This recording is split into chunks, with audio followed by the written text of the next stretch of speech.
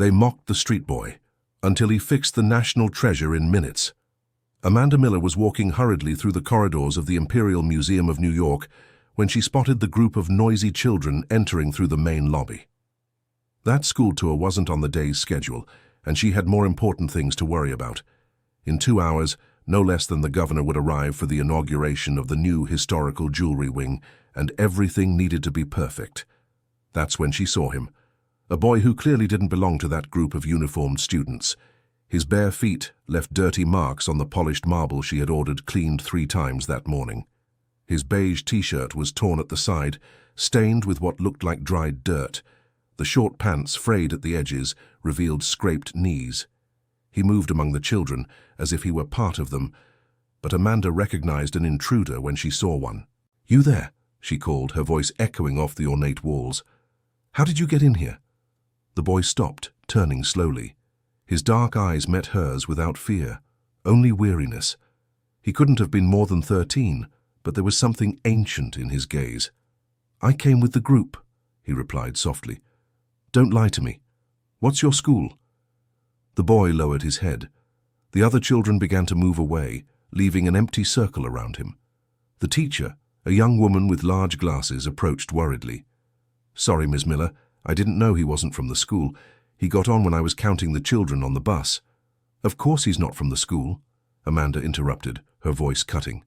"Look at him. People like him shouldn't be in a place like this."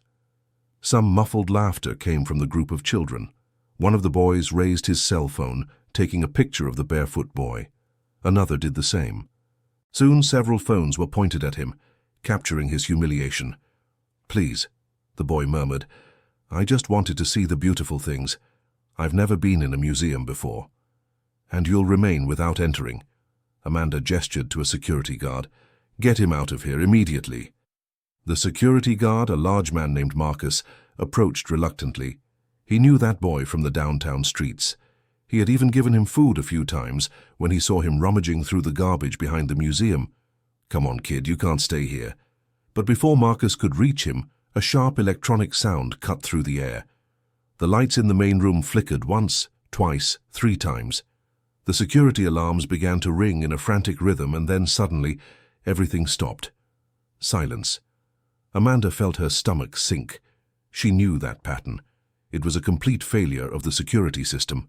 The display cases, all electronically controlled, would have their locks automatically released in an emergency to prevent artifacts from being trapped during a fire. "No," she whispered, starting to run toward the main room. Everyone followed her. The children, the teacher, the security guards, and the barefoot boy everyone had momentarily forgotten. The scene they encountered was a nightmare. The main display case, the one that held the Imperial Tears necklace, was open. And on the marble floor, scattered like green raindrops, were fragments of emeralds and gold. The necklace had fallen. Amanda couldn't hold back the scream that escaped her throat. That piece was worth more than $20 million. It was the most important jewel in the collection, a gift from King William IV to Empress Victoria Eleanor. And now it was broken into dozens of pieces. "Everyone step back," she ordered, her voice trembling. No one moves. "Marcus, call Dr. Richard, now." The children huddled against the wall, their cell phones now capturing a very different scene from what they had imagined seeing. The teacher was pale, one hand covering her mouth. The other guards formed a barrier around the fragments. "How long until the governor arrives?" asked Marcus while speaking on the radio. Amanda looked at the golden wristwatch she never removed, an inheritance from her mother. 1 hour and 40 minutes. "There's no time," someone murmured. "It would take days to restore this." That's when the boy moved. He knelt on the floor, his dirty knees touching the cold marble, and began examining the fragments with a concentration that made everyone stop breathing. His fingers, small and stained, moved over the pieces with surprising delicacy, touching each one as if reading Braille. "What do you think you're doing?" Amanda stepped forward, but the boy raised his hand, asking for silence in a way that was both humble and authoritative. "The clasp," he said, his voice soft but clear. "Do you see here, it was already cracked. It wasn't the fall that broke the necklace. It had been compromised for a long time." Amanda crouched beside him, forgetting for a moment that she wanted to throw him out minutes before. She looked where he pointed. Indeed, there was a thin, almost invisible line on the golden piece connecting the main clasp. "That's impossible," she murmured. "This necklace was examined by experts 6 months ago. They would have seen—" "Not if they didn't know what to look for," the boy interrupted. "This type of crack only appears if you know the ancient casting techniques. My grandfather taught me." "Your grandfather?" Amanda let out a bitter laugh. "And who would your grandfather be, a street jeweler?" "He was the best jeweler in New York City." The boy's voice held no anger, only sadness. "Before he lost everything." Before Amanda could respond, hurried footsteps echoed through the corridor. Richard Thompson, the museum director, entered the room like a hurricane. He was a tall man in his 50s, with graying hair always perfectly combed, but now it was disheveled, and there was sweat on his forehead. "Tell me it's not true," he pleaded. "Tell me the Imperial Tears necklace isn't—" He stopped upon seeing the fragments on the floor. His face lost all color. "Amanda," his voice came out as a hoarse whisper. "Do you understand what this means? The governor is coming here specifically to see this necklace. He promised to double our annual budget if the exhibition impressed him. Without that money, we'll have to close 3 wings, fire half the staff." "I know." Amanda clenched her hands, feeling her nails dig into her palms. "I know. And it's not just that," Dr. Richard continued, running his hands through his hair. "The press will be here, television. When they find out we lost the most valuable piece in the collection due to a security failure, we'll be destroyed. This museum's reputation, built over 120 years, destroyed." That's when the boy spoke again. "I can fix it." Everyone turned to him. For a moment, no one said anything. Then Amanda started laughing, a loud, hysterical sound that echoed off the walls. "You? You can fix it? A barefoot, dirty street boy can fix what the country's best jewelers would take weeks to restore?" "They wouldn't take weeks if they knew the secret," the boy replied calmly. "But they don't, because my grandfather was the one who performed the last restoration on this necklace 30 years ago, and he taught me everything." Dear listener, if you're enjoying the story, please take a moment to like and especially subscribe to the channel. It really helps us who are just starting out now continuing. Dr. Richard knelt beside the boy, studying him with attentive eyes. There was something in the boy's certainty, in the way his fingers touched the pieces, that didn't seem like boasting. "What's your name?" he asked gently. "Noah. Noah Wilson." "Wilson?" A new voice echoed from the entrance. Everyone turned to see an elderly lady entering the room. She had completely white hair pulled into an elegant bun and wore a simple but well-tailored navy blue dress. Her eyes, despite her age, were incredibly lively. "Did you say Wilson?" "Lady Eleanor." Dr. Richard stood up, surprised. "I didn't know you were coming today." "I come every Sunday, Richard. You know that," she replied distractedly, her eyes fixed on the boy. "Noah Wilson, your grandfather. Was he Samuel Wilson?" The boy swallowed dryly and nodded. "Did you know him?" "Know him?" Lady Eleanor let out a laugh that sounded like bells. "Dear boy, your grandfather was a distant cousin of my mother. I saw him every week as a child in his workshop on Whitman Avenue. He let me play with the silver scraps."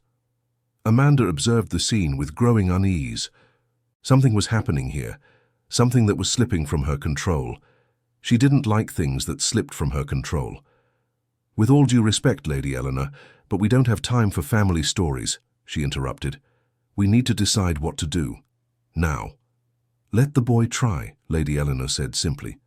"This is ridiculous," Amanda protested. "He's a child, a street child.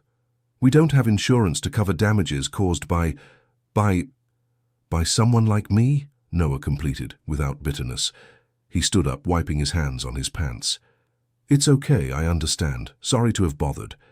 He started to walk away, but Dr. Richard held him by the arm. "Wait." The director looked at Amanda, then at the fragments on the floor, then at the clock on the wall. "Amanda, what's our alternative? Tell the governor that the main piece of the exhibition is broken? See our funding cut? See the museum we've dedicated our lives to close its doors? But if he makes it worse—" "How could it be worse?" Dr. Richard asked, and Amanda had no answer. The director turned to Noah. "You have an hour and a half. If by then you haven't succeeded, or if you damage the pieces further, we'll have to call the experts and explain to the governor what happened. Do you agree to these terms?" Noah nodded. "I'll need a few things." "Whatever you need, we'll provide," Dr. Richard promised. "A thin silver wire, a candle, a small bowl with water, and—" He hesitated. "Honey and lemon." "Honey and lemon," Amanda repeated, incredulous. "You're joking." "It's part of the technique," Noah explained. "My grandfather discovered that mixing honey with lemon juice in equal parts creates a solution that cleans and polishes the emeralds without damaging the ancient cut of the stones. Modern methods are too abrasive for imperial jewelry." Lady Eleanor clapped her hands, delighted. "I remember that. Samuel always kept jars of honey in the workshop. Everyone thought he was crazy, but his pieces shone like no one else's." Dr. Richard gestured to Marcus. "You heard the boy. Get these things." As Marcus ran out, Amanda watched Noah with a mixture of distrust and something she was reluctant to admit might be hope. The boy had knelt down again, separating the fragments into small groups. His movements were meticulous, almost reverent. "How did a boy your age learn goldsmithing?" she asked, curiosity overcoming hostility. "My grandfather raised me until I was 8, Noah replied without looking up. "My mother had to work a lot after my father left, so I stayed in the workshop with him. He said I had the hands of an artist. He taught me everything, techniques no one else uses, secrets passed down from generation to generation." "And where is he now?" Dr. Richard asked gently. Noah's face closed off. "He passed away 5 years ago. They say it was his heart. But I think it was a broken heart. After he lost everything, he was never the same." "What do you mean by lost everything?" Lady Eleanor approached, sitting on a nearby bench. Her legs weren't as steady as they used to be. Noah stayed quiet for a long moment. When he finally spoke, his voice carried a pain that children shouldn't know. He was accused of theft, of stealing pieces he was fixing for wealthy clients. The accusations were never proven, but his reputation was destroyed. No one wanted to work with him anymore. We lost the workshop. We lost our home. He tried to start over, selling costume jewelry on the street, but his heart couldn't take it. "And you?" Amanda asked, her voice softer now. "What happened to you after?" "My mother does what she can. She works cleaning houses, sometimes 3, 4 houses a day. I try to help. I sell candy at traffic lights. I watch cars. When I can, I collect scrap metal and do small jobs. There's an elderly lady who has a craft shop that sells some of my pieces." Marcus came back with a tray. On it, a piece of silver wire, a white candle, a bowl of water, and 2 small jars, one with honey, the other with squeezed lemon. "I got everything," he announced, placing the tray next to Noah. "Thank you," Noah murmured. He looked at Dr. Richard. "May I begin?" "Please." Noah lit the candle with the lighter Marcus offered him. The flame danced, casting shadows on the marble. Then he began to work. First, he carefully separated each fragment of the golden clasp. His hands moved with a precision that belied his age. He held the wire over the candle flame, heating it until it began to glow with a reddish hue. "What is he doing?" Amanda whispered to Lady Eleanor. "He's preparing to solder," the lady explained. "Samuel used that technique. The right heat, at the right moment, creates a bond stronger than any modern glue. But you need the exact temperature, or the gold melts or becomes too weak." Noah bent the heated wire, creating a small bridge between 2 fragments of the clasp. He blew gently, and the wire fused with the gold in a way that seemed magical. When it cooled, you couldn't see where one metal ended and the other began. One by one, he joined the pieces of the clasp. It was slow, meticulous work. Amanda looked at her watch. 40 minutes had passed. They still had an hour. But when Noah finished rebuilding the clasp, something was wrong. The color wasn't uniform. There were spots where the wire had been solid, like scars on the gold. "No," Amanda groaned. "It's ruined. It's worse than before." "I'm not done yet," Noah said calmly. He took the bowl of water and poured equal amounts of honey and lemon juice into it. With his fingers, he mixed until it formed a creamy paste. Then he took a piece of soft cloth that Marcus had brought and dipped it in the mixture. With gentle circular motions, he began to polish the clasp. Slowly, as if revealing a painting hidden under layers of dust, the gold began to shine. The spots disappeared. The join became invisible. A murmur of admiration went through the room. Even Amanda had to admit it was impressive. "Now the emeralds," Noah announced. He took each precious stone, one at a time, and dipped them in the honey and lemon solution. He rubbed them delicately with the cloth, removing decades of dust and oxidation that no one else had noticed. Under his care, the green stones began to shine with an intensity Amanda had never seen before. "My God," Dr. Richard murmured. "I've worked here for 20 years, and I've never seen these emeralds shine like that." "It's because no one else uses the old methods," Lady Eleanor explained, her eyes moist. "Samuel used to say that the imperial jewels were created with specific techniques and could only be properly maintained with those same techniques. Modern methods, no matter how advanced, don't achieve the same result." Noah began assembling the necklace. Each emerald had its specific place, and he seemed to know everyone by heart. His fingers flew, connecting, adjusting, checking. Sweat began to appear on his forehead, but he didn't stop. 30 minutes until the governor's arrival. The necklace was almost complete. Only 3 stones remained. Noah picked up the first one, a large rectangular emerald that was supposed to go in the center. But when he tried to fit it, it wouldn't go in. He tried again. Nothing. "What's happening?" Amanda asked, tension returning to her voice. "This stone isn't going into the right place," Noah murmured, examining the piece. "But it should. It's the center stone, I'm sure." He stopped, his eyes widening. "Unless—" "Unless what?" Dr. Richard asked. Noah turned the emerald, observing it against the candlelight. Then he dipped it again into the honey and lemon solution, but this time scrubbed more vigorously, focusing on one specific side of the stone. Slowly, something began to appear on the emerald's surface. Lines, curves, letters. "This is impossible." Amanda moved closer, looking over Noah's shoulder. "There's something engraved on this stone." "Not just this one." Noah picked up the other 2 remaining emeralds and repeated the process. On each one, letters began to appear. "My grandfather told me about this, said he discovered something about the necklace during the last restoration. Something no one was supposed to know. It was after that the accusations against him began." Lady Eleanor stood up, approaching with trembling steps.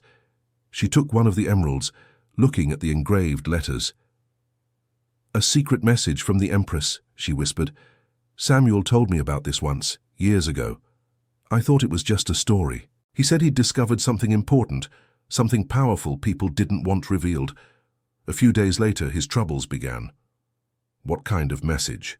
Dr. Richard asked, taking a magnifying glass from an inner pocket of his jacket. Noah placed the 3 emeralds side by side, orienting them until the letters formed legible words. "The truth is where tears fall," he read aloud. "What does that mean?" Amanda asked. "I don't know," Noah admitted. "My grandfather never told me that part. Said I'd know when the time was right. 20 minutes. "We have to finish the necklace," Dr. Richard said firmly. "We can decipher the message later." Noah nodded and returned to work, but now his movements were slower, more thoughtful.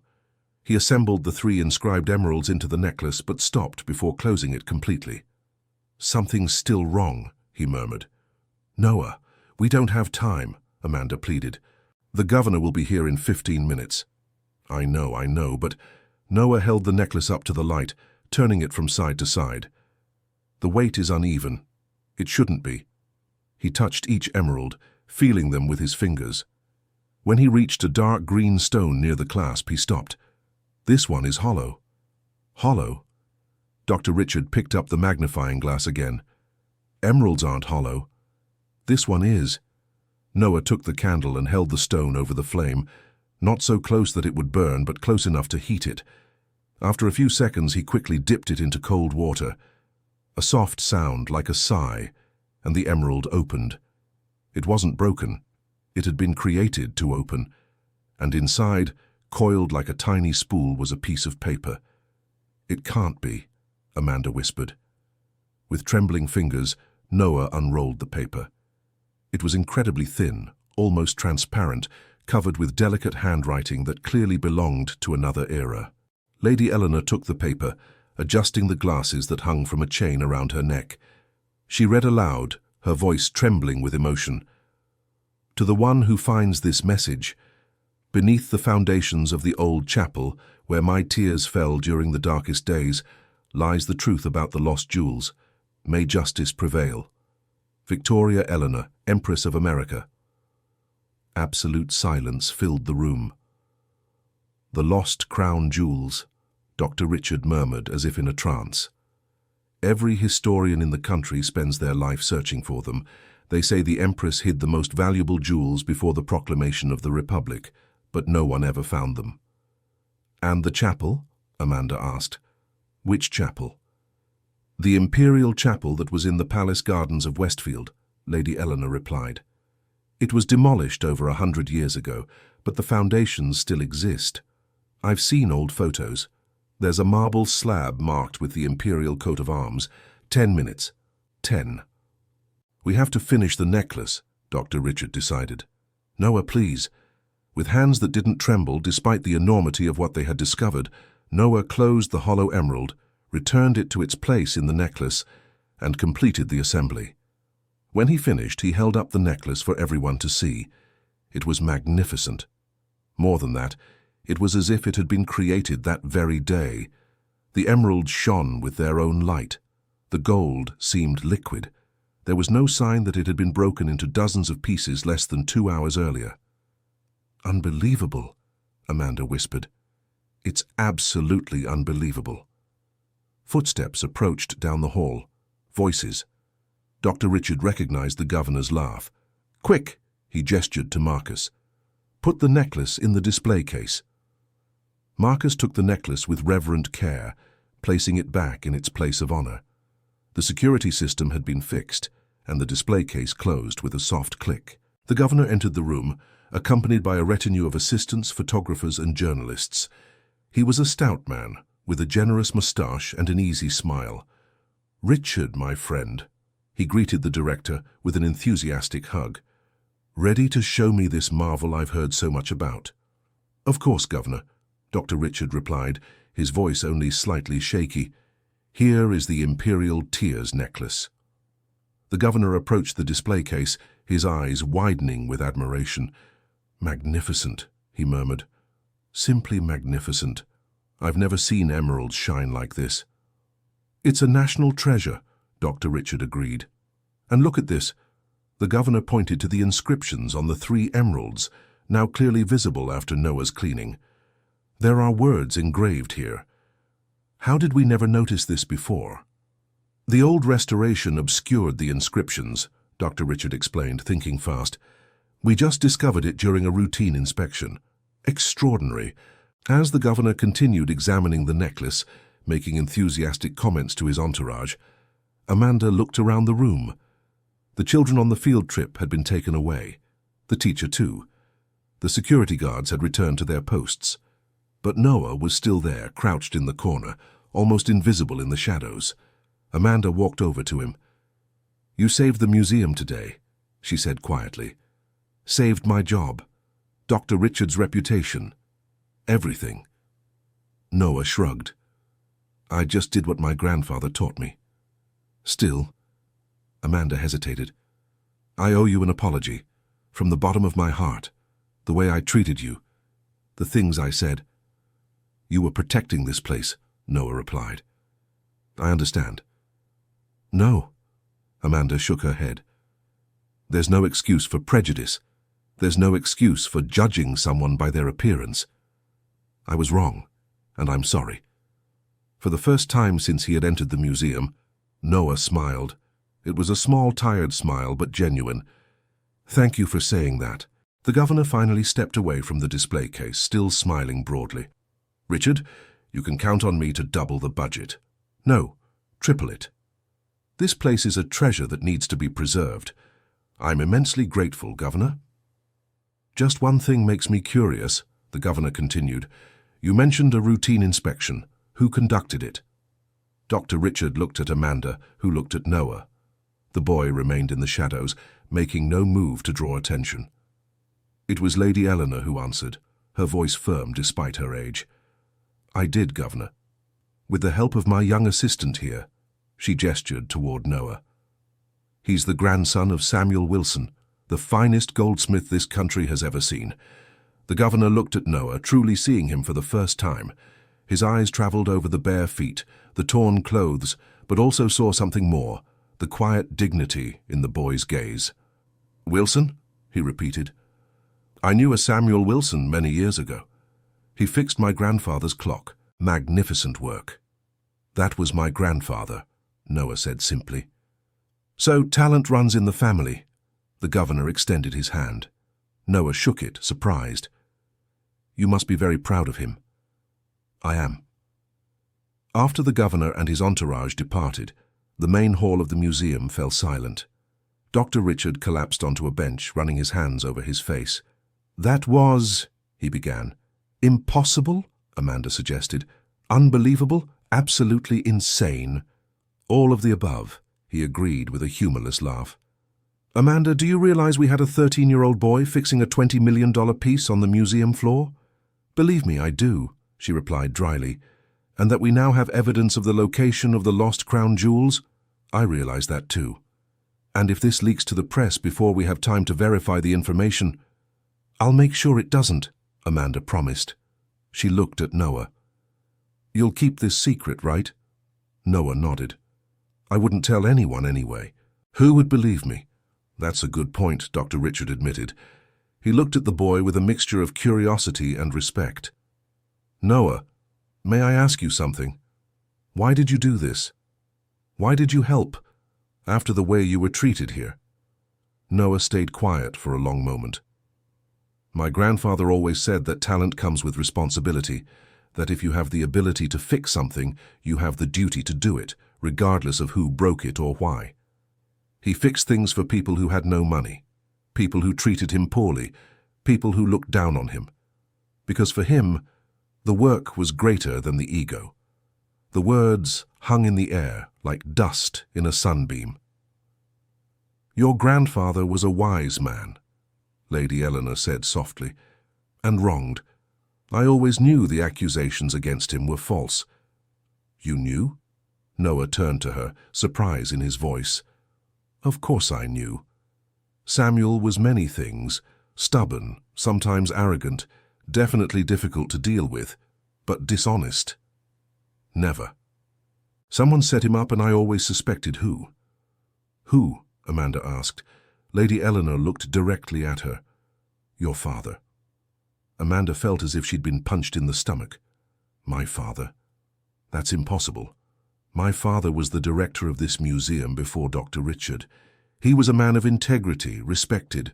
He was a proud man," Lady Eleanor corrected her gently. "Very proud. When Samuel discovered certain irregularities in the museum records, your father had to act." "What kind of irregularities?" Dr. Richard asked, his voice tense. "Pieces that disappeared from the records," Lady Eleanor explained. "Undervalued items in inventories, donations that never appeared in the public collections. Samuel was restoring several pieces when he noticed discrepancies between what the records said and what he was seeing. And my father—" Amanda could barely form the words. "My father accused him of theft to silence him. I can't prove it," Lady Eleanor admitted. "But yes, I believe that's what happened. Samuel came to me a few weeks before the accusations. He said he had discovered something serious, but wanted to be certain before filing a formal complaint. 2 weeks later, he was being accused of stealing the same pieces he had documented as missing. Noah had grown very quiet. When he finally spoke, his voice was low but firm. My grandfather never wanted to tell me the details. He said I was too young, that I didn't need to carry that burden. But I knew something was wrong. I saw how he looked at this museum when we passed it on the street, as if he had lost more than a job, as if he had lost a part of his soul." Amanda felt tears burning in her eyes. She thought of her father, the man she had admired all her life, the man who taught her to love history, art, culture, the man who apparently had destroyed an innocent man to protect his own reputation. "I didn't know," she whispered. "I swear I didn't know." "Of course you didn't know." Lady Eleanor placed a hand on her shoulder. "Your father died when you were 14, long before you came to work here. How could you have known?" "But now I do know." Amanda wiped her tears angrily. "And I can do something about it." She turned to Dr. Richard. "I want to clear Noah's grandfather's name. Officially, a museum statement acknowledging the accusations were false, full restoration of his reputation." "That will raise many questions," Dr. Richard warned, "about your father, about the previous administration." "Let them ask," Amanda replied. "The truth needs to be told." "And what about the lost jewels?" Dr. Richard asked. "The Empress's message?" Everyone looked at Noah. The boy was holding the small paper that had come out of the hollow emerald, reading it repeatedly. "We have to go to Westfield," he said. "Search under the foundations of the old chapel." "Do you realize this could be the greatest historical discovery of the century?"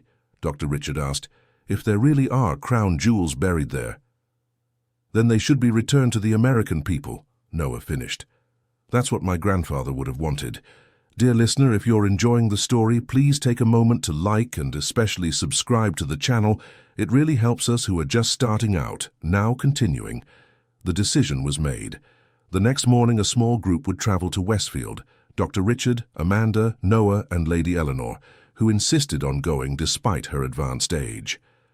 "I knew Victoria Eleanor when I was a child," she explained when questioned. "Well, not personally, but I saw her funeral. My mother took me. It was a very sad day. If there's a chance, however small, to honor her memory and wishes, I want to be there." But there was a problem. Noah couldn't just disappear for a day or two. His mother worked in 3 different houses, and he needed to care for his younger sister. "How old is your sister?" Amanda asked. 7, Emma. She stays at a daycare during the day, but I pick her up at 4 in the afternoon." "And your mother?" "Doesn't get home until 8 at night," Noah replied, "sometimes later." Amanda exchanged a look with Dr. Richard. "We can arrange something," she said. "The museum has emergency assistance funds. We can hire someone to care for your sister and compensate your mother for the time you'll be away." "I don't want charity," Noah said quickly. "It's not charity," Dr. Richard corrected him. "It's a consulting contract. You'll be providing a service to the museum. Services are paid." Noah hesitated, clearly torn between pride and need. It was Lady Eleanor who broke the impasse. "Dear boy, accept the help. Your grandfather never let pride get in the way of doing what was right. And what's right now is for you to come with us to Westfield." Finally, Noah agreed. That night, Noah returned home, a small 2-room shack in a city centre slum. His mother, Jennifer, was washing clothes in a basin when he arrived. "Where were you?" she asked, weariness evident in every line of her face. She was only 32, but looked 50. "You won't believe it, Mom." And he told her everything: the museum, the humiliation, the broken necklace, the restoration, the secret message. Jennifer listened silently, her hands stopping mid-ring of a shirt. When he finished, she sat heavily in an old chair. "Your grandfather," she said, her voice trembling. "He always said the truth would come out one day. Always said you had a special gift, that you'd do great things someday. I thought it was just an old man being sentimental with his favorite grandson." "I was the only grandson," Noah pointed out with a small smile. "Even so," Jennifer wiped her eyes with her apron.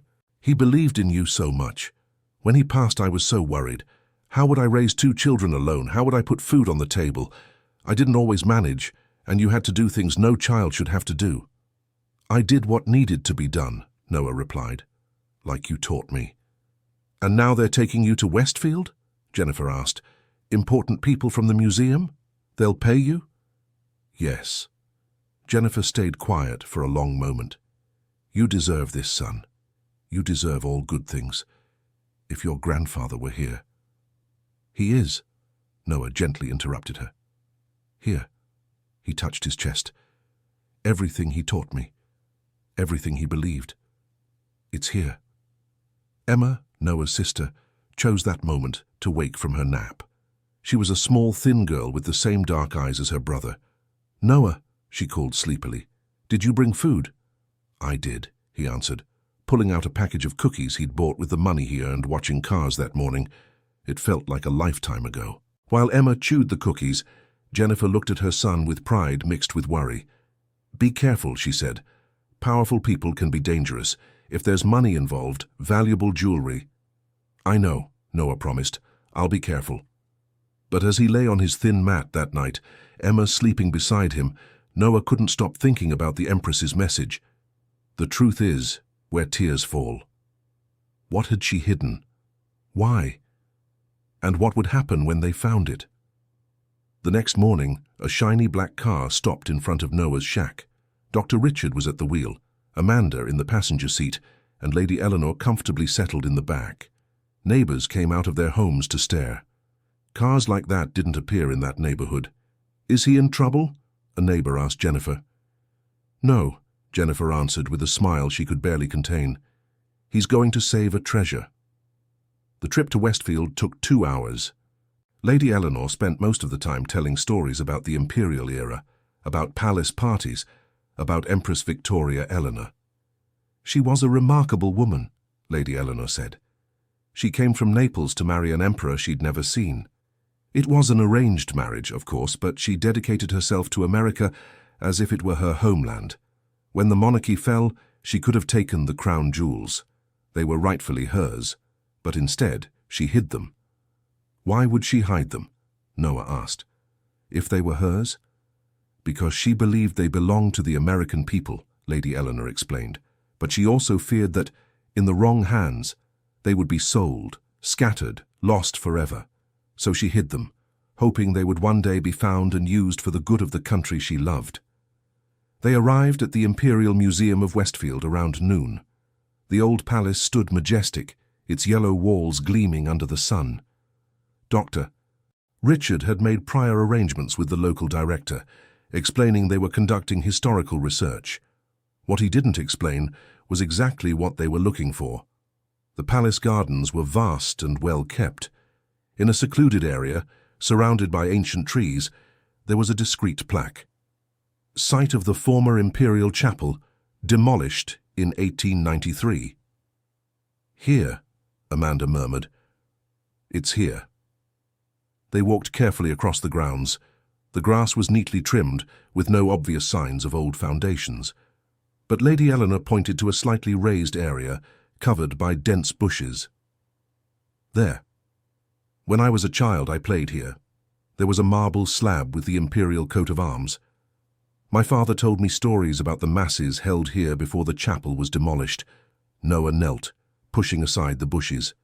There, buried under decades of growth, was a grey marble slab, almost entirely covered in moss and dirt, but when he rubbed it with his sleeve, the imperial coat of arms emerged. "It's here," he breathed. "Now we need to figure out how to access what's underneath," Dr. Richard said. "Any ideas?" It was Noah who answered. The message said, "Where the tears fall, downward." But also, he touched the slab, feeling it. "There are symbols here, small, almost invisible, but they're here." He cleared away more dirt, revealing delicate carvings around the edge of the slab. They weren't just decorative. They were instructions. "It's a puzzle," Noah murmured. "My grandfather showed me something similar once. Old jewelers used the same concept to create hiding places in jewelry. You need to press specific points in a specific order." "And do you know the order?" Amanda asked, hardly daring to breathe. "I can figure it out," Noah replied. He studied the symbols, his fingers tracing the patterns. "It's based on the imperial coat of arms. Its elements, the crown, the coffee, the tobacco, each represents a number, and the numbers form a sequence." He began pressing specific points on the slab. Nothing happened on the first 3 tries. On the 4th, there was a soft click. Then the slab began to move. It slid aside, revealing a stone staircase descending into darkness. Old, dusty air escaped from the hole, carrying the scent of damp earth and time. "My God," Dr. Richard whispered. "It's really here." "Does anyone have a flashlight?" Amanda asked. Dr. Richard pulled a small flashlight from the car. The light wavered as he aimed it down the stairs. "Who goes down first?" Everyone looked at Noah. It was fair that he should. After all, it was his grandfather who had uncovered the original secret. But he was a child, descending into a space that had been sealed for over a century. "I'll go with him," Dr. Richard decided. "Amanda, stay here with Lady Eleanor. If anything happens—" "Nothing will happen," Lady Eleanor interrupted. "But be careful." Noah went down first, his bare feet silent on the cold stones. Dr. Richard followed, the flashlight casting dancing shadows on the narrow walls.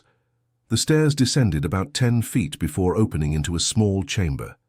The flashlight revealed a scene that took both their breath away. Chests, 3 of them made of dark wood with bronze clasps, and beside them a small altar with a statue of the Virgin Mary. At the feet of the statue, as if someone had placed them there yesterday, were dried flowers. "The tears," Noah whispered. "She wept here. The Empress wept here and left the jewels where her tears fell." Dr. Richard approached the first chest with trembling hands. The lock was old, but well preserved by the dry air of the chamber. He pulled a small tool from his pocket. He hadn't come completely unprepared. Carefully he manipulated the lock until it gave way with a click. The lid of the chest opened. Light. Even in the darkness of the chamber, there was light. Diamonds, rubies, sapphires and emeralds shone as if they had a life of their own. Necklaces, tiaras, bracelets, rings, a fortune in jewels that the world believed lost forever. "We need to call the authorities," Dr. Richard said, his voice barely more than a whisper.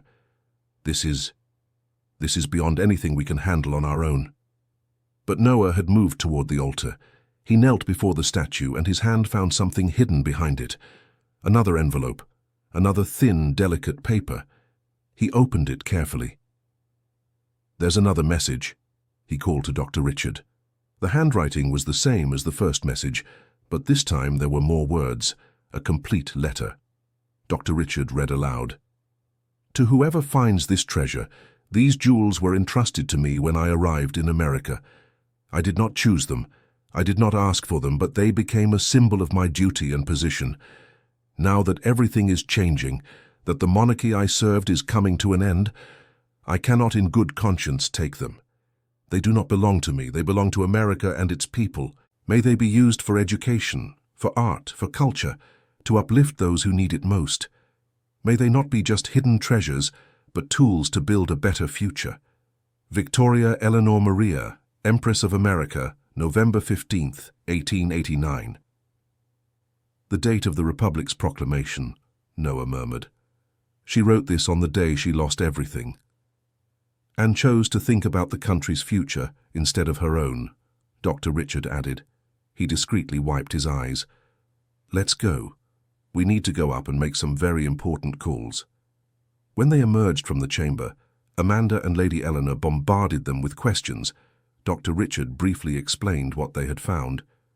"This will change history," Amanda said, her voice full of admiration. "Not just the discovery of the jewels, but the letter, her intention. It's inspiring," Lady Eleanor finished, "and exactly what we need in these times."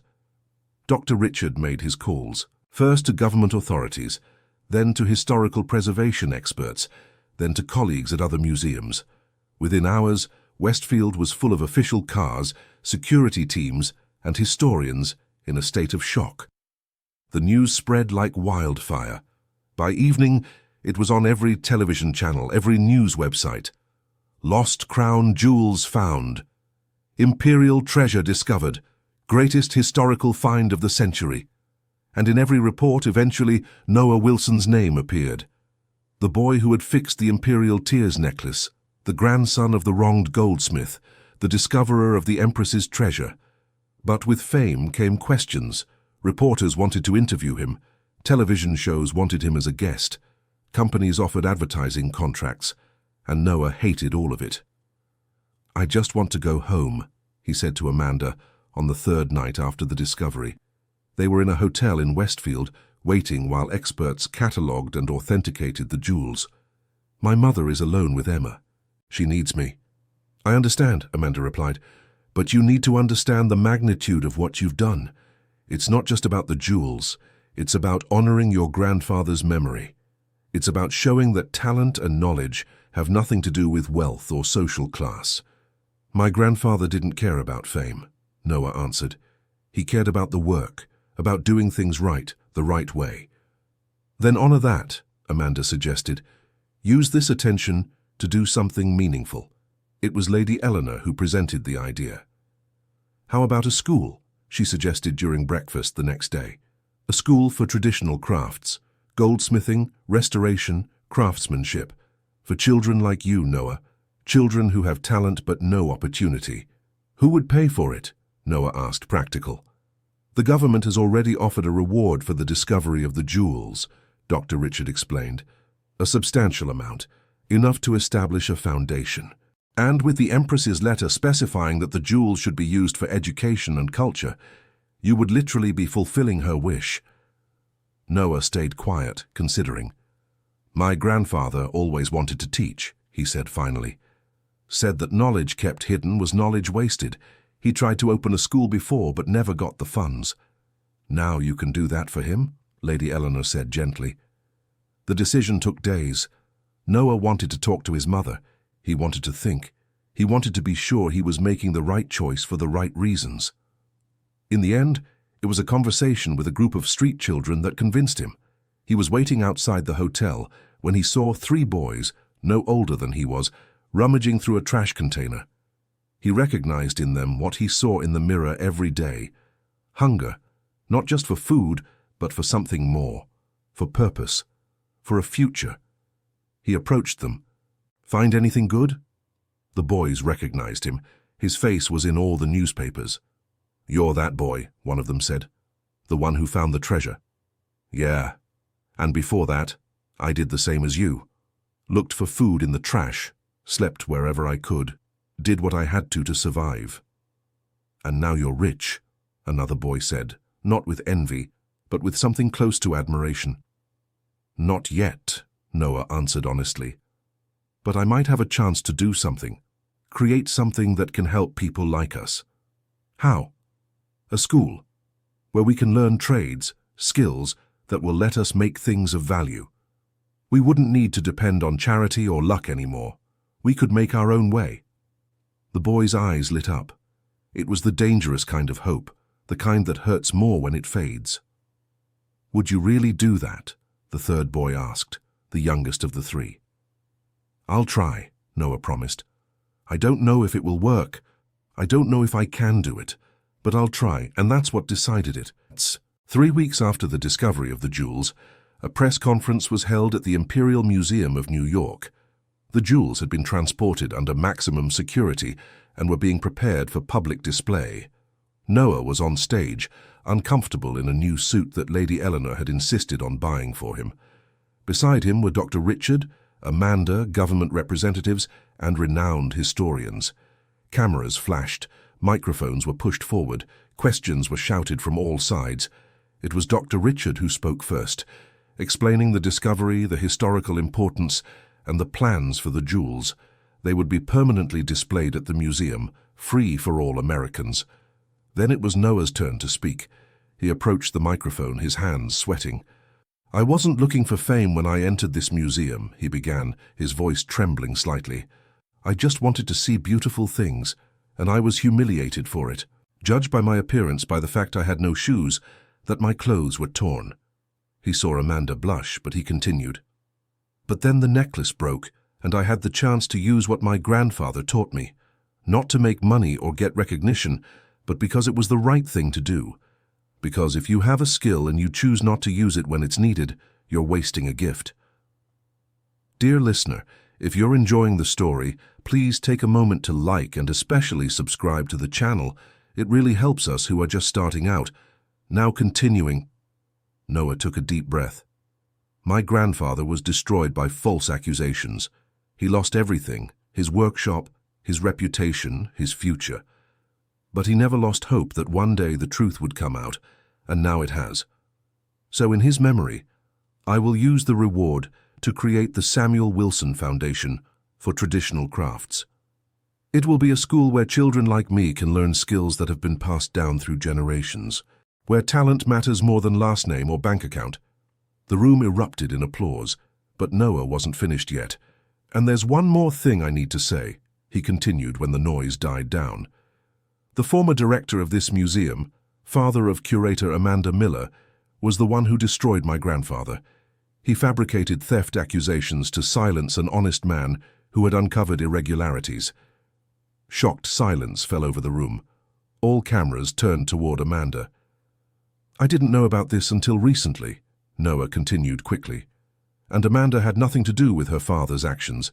In fact, she was the one who insisted the truth be told, even knowing it would tarnish her father's memory. That takes courage, more courage than I'm sure I would have." Amanda was openly crying now, but nodded when reporters turned to her. "It's true," she confirmed, her voice breaking. "My father committed a grave injustice, and I've spent the last 3 weeks reviewing all records from his management, documenting every irregularity I found. A complete report is being delivered to authorities today." "Are you sabotaging your own father's memory?" a reporter asked, not with accusation but with genuine curiosity. "No," Amanda answered firmly. "I'm honoring the truth. My father made serious mistakes.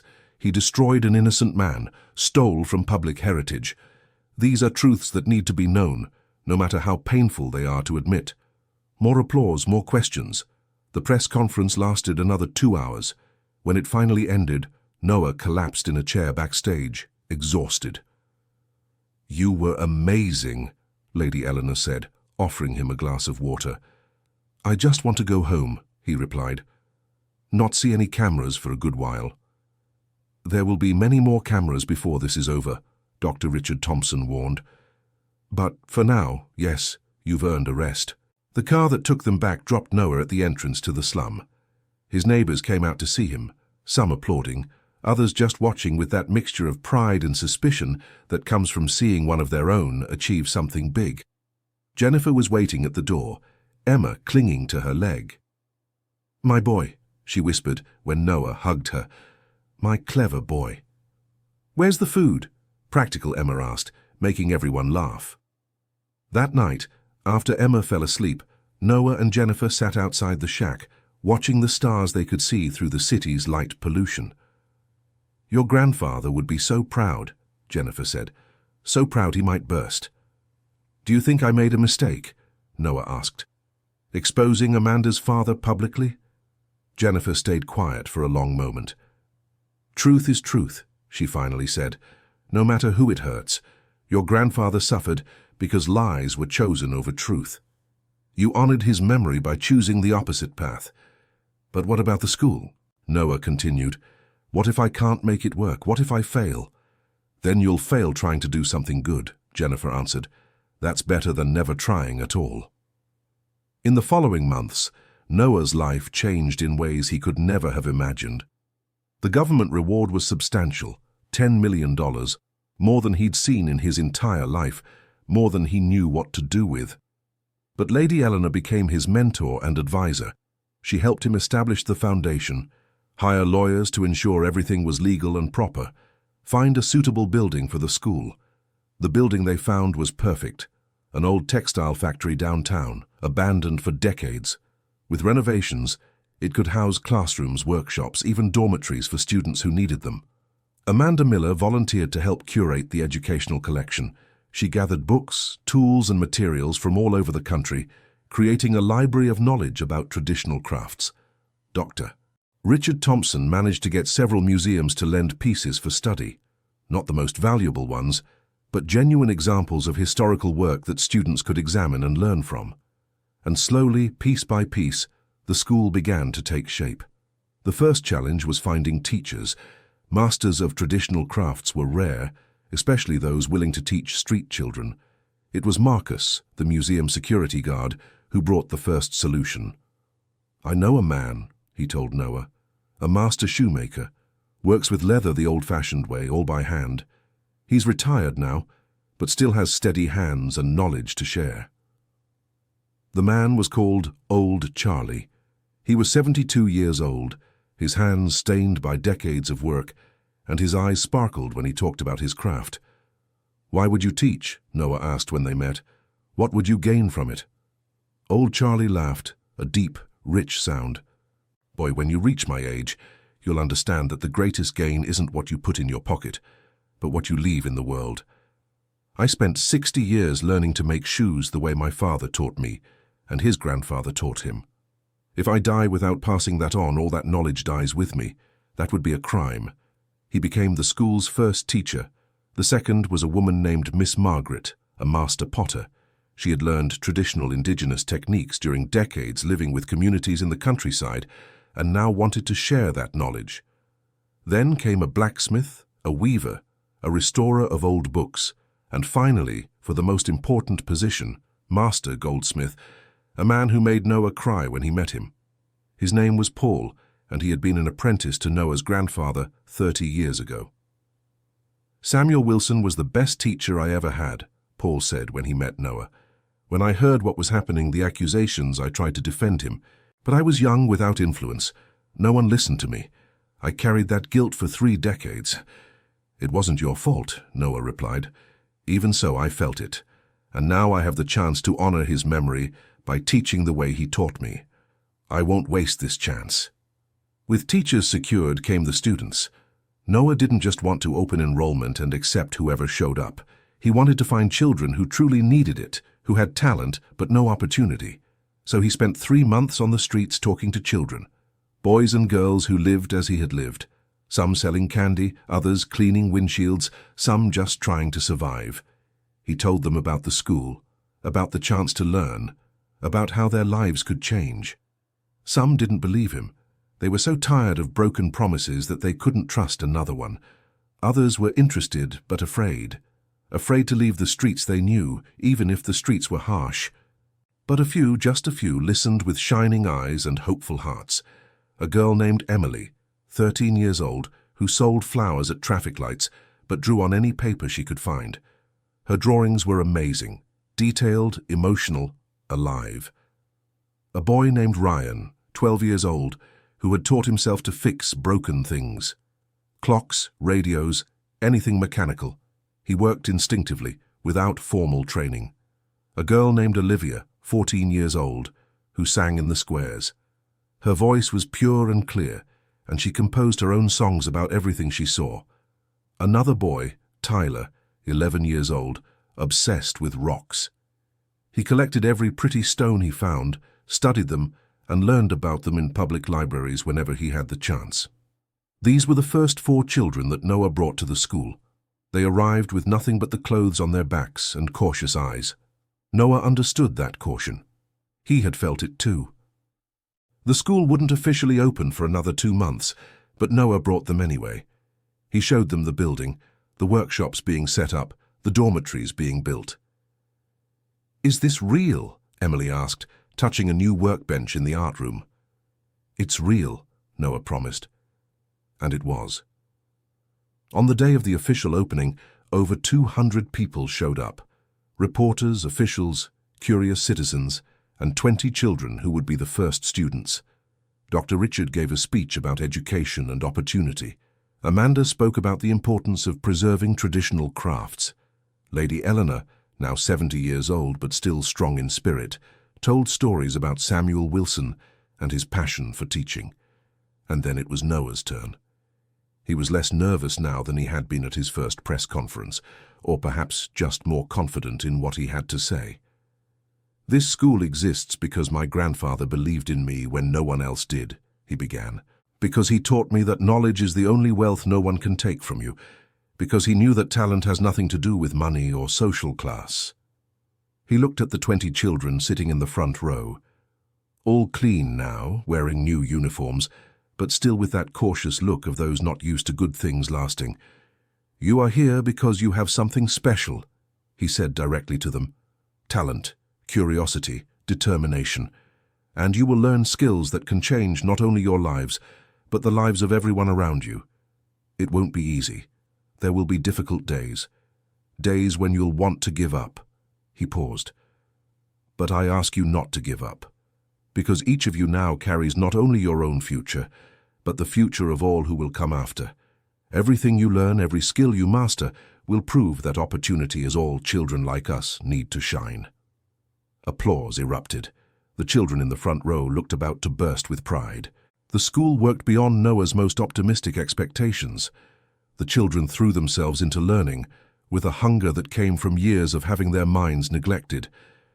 Emily discovered a natural talent for ceramics under Miss Margaret's guidance. Ryan thrived with the blacksmith, creating tools and small metal objects with surprising precision. Olivia, surprisingly, gravitated toward book restoration, fascinated by the delicacy of the work. And Tyler, as expected, flourished under Paul's instruction, learning goldsmithing with almost obsessive dedication. But not everything was easy. There was a girl named Abigail who stole from other students in her first week. When confronted, she broke down in tears, explaining that stealing was all she knew how to do to survive. Noah didn't expel her. Instead, he sat with her and explained that the school was a new beginning, that old habits could be hard to break, but that she was in a safe place now. It took months, but eventually Abigail stopped stealing. More than that, she became a protector of younger students, using her street smarts to help instead of harm. There was a boy named Brandon who had terrible nightmares every night. He would wake up screaming, frightening other students in the dormitory. It turned out he had witnessed domestic violence for years before running away to the streets. The school hired a therapist, someone who understood trauma and could help. Brandon began weekly sessions. It took time, but the nightmares decreased. His art, he worked with weaving, became brighter, less dark, and there were incredible successes. 6 months after the opening, Emily created a ceramic vase so beautiful that an art gallery in the upscale neighborhood asked to display it. It sold for $2,000, more money than she had ever seen in her life. She cried when Noah gave her the money. "Is it mine?" she asked, incredulous. "All mine. All yours," Noah confirmed. "You created it. You deserve it." 1 year after the inauguration, the school was full. 30 students now, with a waiting list of 50 more. Noah, now 15 years old, was torn between continuing his own studies and running the school. Lady Eleanor insisted he do both. "You can't stop learning just because you're teaching others," she said firmly. "Paul can continue his goldsmithing lessons, and I will personally ensure you receive proper formal education too. Math, English, history, science, everything." So Noah began taking private lessons in addition to his work at the school.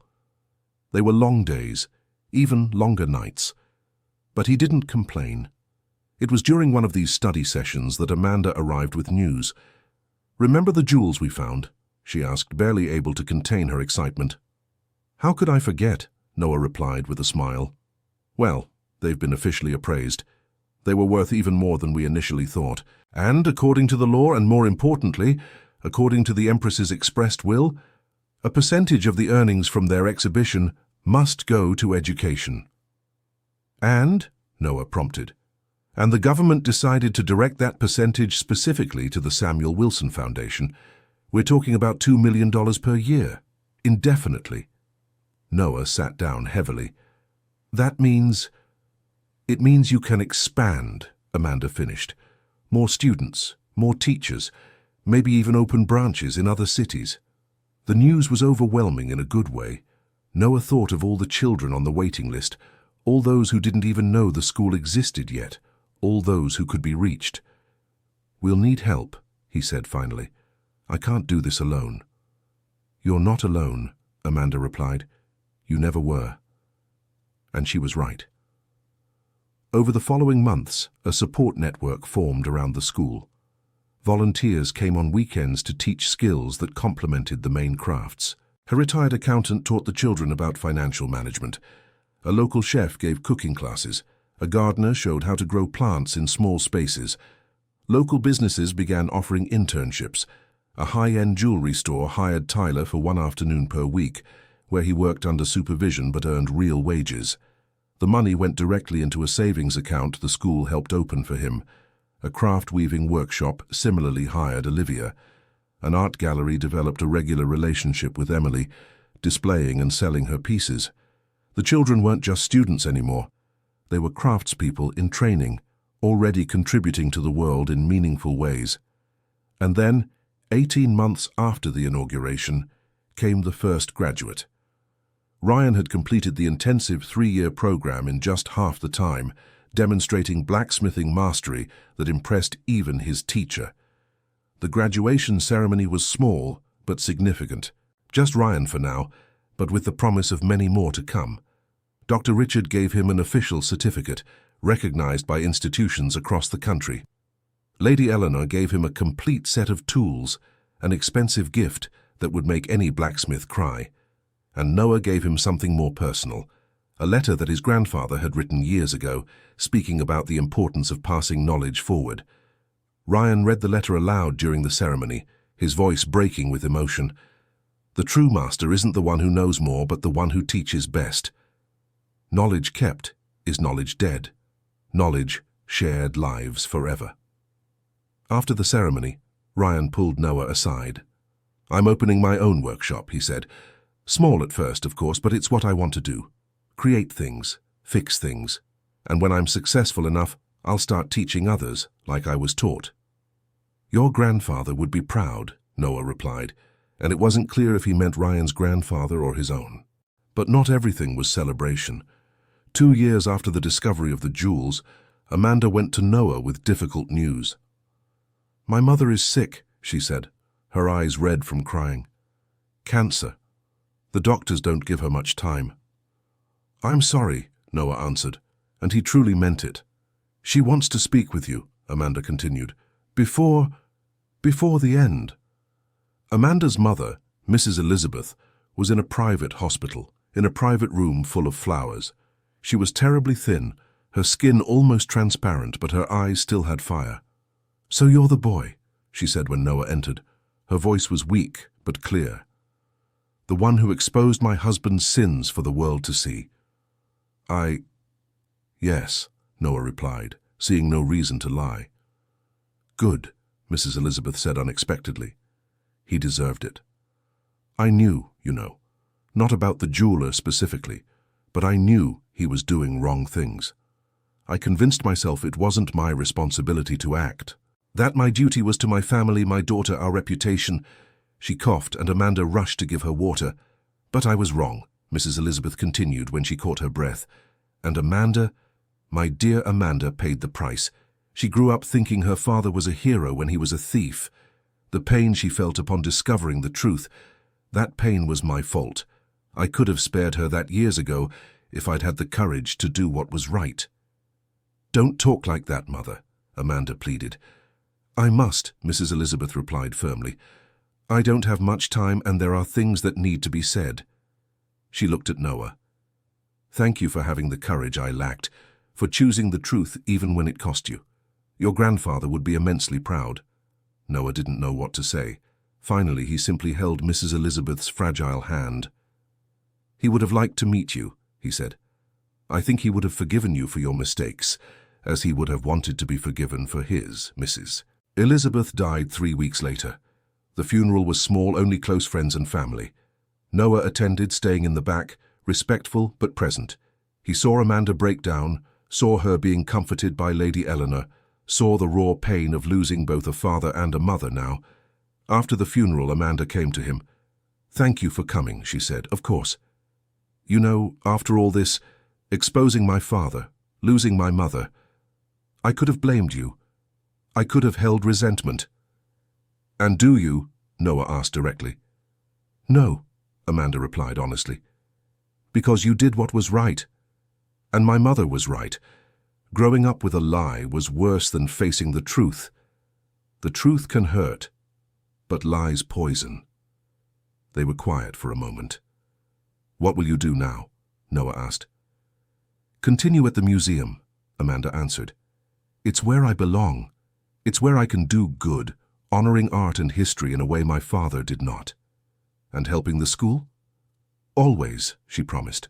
3 years after the discovery of the jewels, the Samuel Wilson Foundation had grown beyond any expectation. The original school now housed 50 students. 2 branches had been opened in other cities, one in Chicago, another in Boston. Plans for a 4th in Philadelphia were underway. More than 120 children were being educated in traditional crafts. 15 had already graduated, all finding immediate work or opening their own small businesses. And the impact went beyond the numbers. Experienced artisans who were retiring with no one to pass on their knowledge now had eager students. Ancient techniques that were dying out were being revived. Interest in traditional crafts was growing across the country. Noah, now 17, had become something of a celebrity. Not the kind he wanted, he still hated media attention, but the kind that came with doing something meaningful. He was invited to speak at education conferences. Universities wanted to study the Foundations model. Politicians wanted to be photographed with him. And through it all, he remained grounded. He still lived with his mother and sister, though in a better house now, bought with part of his earnings from the reward. He still walked the same streets. He still remembered where he came from. It was during one of these walks that he saw something that made him stop. A girl, no more than 10 years old, trying to sell flowers at a traffic light. Her feet were bare, her clothes were torn, and there was something in her eyes, determination mixed with desperation, that was painfully familiar. Noah approached her. "How much for the flowers?" She looked at him warily. $5 a bouquet." "I'll take them all," he said. Her eyes widened. "All of them? There are 15 bouquets. $75. "I know." Noah pulled a $100 bill from his pocket. "Keep the change." She took the money with trembling hands, still not believing. "Is there anything else you'd like?" Noah asked gently. "What do you mean? Do you go to school?" The girl shook her head. "No time. I have to work. My mother is sick." "What if there was a school where you could learn and still help your family, where you could study skills that would be worth more than selling flowers?" Distrust and hope fought on her face. "Are you talking about the school of the boy who found the treasure? I heard about it, but it's for other boys, not for me." "Why not for you?" Because boys like that don't look at girls like me." Noah knelt, coming down to her eye level. "I am the boy who found the treasure, and I am looking at you. I see someone who works hard, who takes care of her family, who deserves a chance. If you want that chance, it's here." The girl began to cry. "Really? Really?" Noah promised. Her name was Anna, and she became the first fourth-year student at the school. Cases like Anna's became more common. Noah couldn't save every child he saw on the streets, but he saved the ones he could, one at a time, one chance at a time. And 4 years after the discovery of the jewels came a moment that Noah had been both waiting for and dreading. A historian named Dr. Matthew Bennett, an expert in the imperial period, had spent years studying the jewels and the Empress's message. He had made a discovery that would change everything. "There's more," he told Noah, Dr. Richard, and Amanda during a private meeting. "The Empress didn't just hide the jewels. She hid documents, information about what really happened in the last days of the monarchy." "Where?" Dr. Richard asked. "That's the tricky part," Dr. Matthew replied. "The clues are in the jewels themselves. Each piece has markings that, when aligned correctly, form a map. A map to Westfield, but to a different location than what we found before." Noah felt a chill run down his spine. 4 years ago, the discovery of the jewels had changed his life. Now there was more. "We need you," Dr. Matthew said directly to Noah. "Your skills, your knowledge of ancient goldsmithing techniques. Without you, we may never fully decipher the code." "When do we go?" Noah asked without hesitation. The second expedition to Westfield was organized with much more care than the first. This time there was proper security, appropriate equipment, and official authorization from all levels of government. Noah brought Paul, the master jeweler, to help interpret the markings. Amanda coordinated the team of historians. Dr. Richard supervised everything, and Lady Eleanor, now 74 years old but refusing to stay behind, came along. "If you think I'm going to miss this second adventure, you're very mistaken," she said firmly when they tried to suggest she stay. They returned to the palace gardens, but this time to a different area, an old tea pavilion that had been converted into a storage area decades ago. Following the map that Dr. Matthew had deciphered, they removed old boxes and broken furniture until they found what they were looking for, an ornamental fireplace that no one had used in at least 50 years. Inside the fireplace, hidden behind false bricks, was a small metal safe. The safe had no traditional lock. Instead, it had a complex mechanical puzzle that needed to be solved in the correct order to open. Noah studied it for hours, his hands tracing the patterns engraved in the metal. Paul helped him, identifying symbols that matched ancient jewelry techniques. Slowly, patiently they worked, turning pieces, pressing specific points, aligning symbols, and finally, with a soft click, the safe opened. Inside was a leather-bound book, yellowed with age but surprisingly preserved. Dr. Matthew picked it up with trembling hands. He opened it carefully. The first pages were a personal diary of Empress Victoria Eleanor, but as he flipped through, it became clear it was more than that. It was a detailed record of financial transactions, diplomatic correspondence, and political decisions from the monarchy's final years. It included names of people who had worked to save the empire and those who had betrayed it. This will rewrite our understanding of that entire era, Dr. Matthew whispered. But that wasn't all. At the end of the book, on a separate page, was a final letter from the Empress. This time, Noah read it aloud, his voice echoing in the empty pavilion.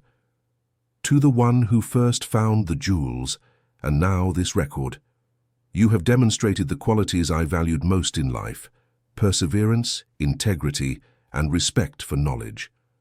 The jewels were my first gift to America, a gift of material wealth to be used for the common good. This book is my second gift, a gift of truth. Use it wisely. May the truth of history be told completely, not censored or distorted by those who would prefer certain facts remain hidden. Victoria Eleanor Maria, Empress of America, December 1889. She knew, Amanda whispered. Somehow, she knew that the person who found the jewels would be someone who valued the truth. Or hoped, Lady Eleanor gently corrected. She hoped the world would eventually produce someone worthy of her legacy. Noah closed his eyes, feeling the weight of responsibility. In his hands was a document that could change the historical understanding of an entire nation. What do we do with this? He asked. We publish, Dr. Richard replied without hesitation. We authenticate, preserve, study, and then publish. To the world, for free. Exactly as the Empress wanted. The authentication process took 6 months. Experts from around the world came to examine the book, verify its authenticity, and contextualize its revelations. Every test confirmed what everyone already knew in their hearts. It was genuine, and the revelations were explosive. The book confirmed that the fall of the monarchy had been more complex than traditional history books suggested. There was betrayal, yes, but also sacrifice. There were those who profited from the change, but also those who lost everything defending principles. Some names were vindicated, others tarnished. History, as always, proved to be more nuanced than black and white. When the book was finally published, both physically and online, it became a sensation. Teachers used it in classrooms. Academics wrote theses about it. Ordinary people read and discussed its revelations. And through all of this, Noah remained focused on what mattered most to him: the school. 5 years after the initial discovery, the Samuel Wilson Foundation was educating 200 children across 6 different schools. The first students, like Ryan, were now masters of their crafts, some even opening their own smaller schools. Emily had her own gallery, showcasing not only her work, but that of other artisans from poor communities. Tyler had become a partner in a respected jewelry store, creating pieces that blended traditional techniques with contemporary design. Olivia published a book on restoring ancient texts that became a reference in the field. Brandon, the boy with nightmares, became a therapist specializing in working with traumatized children. Each success was a validation of Noah's vision. That opportunity was all many children needed to flourish, but not everything was easy. There were failures too, children who couldn't adapt. Some returned to the streets, unable to trust the stability the school offered. Others discovered traditional crafts weren't for them and needed to find different paths. Noah learned to accept these losses. He couldn't save everyone, but he could try. And he would always try. On his 19th birthday, Noah was sitting in the office he shared with Amanda at the original school. It was a simple space, walls covered with student drawings and graduation photos. Amanda entered with a small box. "Happy birthday," she said, handing it to him. Inside was a simple silver necklace. Hanging from it, a small replica of the Imperial Tears necklace. "Tyler made it," Amanda explained. "We thought you should have something to remember where it all began." Noah held the necklace, feeling tears burning in his eyes. "Thank you," he whispered. "No, Noah. Thank you. For everything." That evening, Noah visited the cemetery where his grandfather was buried.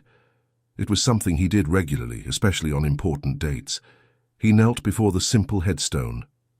"Grandpa," he said softly, "we did it. The school is working. The children are learning. Your name was cleared. And the truth was told." The wind blew gently through the trees, and Noah chose to believe it was his grandfather answering. "I wish you were here to see it," he continued. "I wish you could meet the students. I wish you knew that everything you taught me wasn't wasted. It's living in them now, and it will live in the generations they teach." He stayed there for an hour, just sitting, remembering the lessons, the stories, the unconditional love of a grandfather for his grandson. When he finally stood to leave, he noticed someone nearby, a familiar figure. Lady Eleanor was a few graves away, standing before a headstone Noah recognized as her mother's. "Lady Eleanor," he called gently. She turned, smiling though tears were in her eyes. "Noah, I came to visit my mother. It's your birthday today, isn't it?" "It is." 19 years, she said thoughtfully. "When I was 19, the world was very different. But some problems were the same: inequality, injustice, talents wasted for lack of opportunity. And you helped change that," Noah replied. "Without your help, the school would never have happened." "The school happened because you had courage," Lady Eleanor corrected him. "I just helped with the details." They walked out of the cemetery together. "Lady Eleanor, may I ask you something?" "Always." "Why did you do all this? You're wealthy, respected. You could have ignored a dirty street boy at the museum. You could have let someone else run the school. Why?" Lady Eleanor stopped, looking at him with those lively eyes that defied her age. "Because when I was 7 years old, I saw Empress Victoria Eleanor for the last time. She was leaving America, exiled, having lost everything. But do you know what I remember most clearly? Not her sadness or anger. I remember her smiling at a poor girl who was crying at the harbor.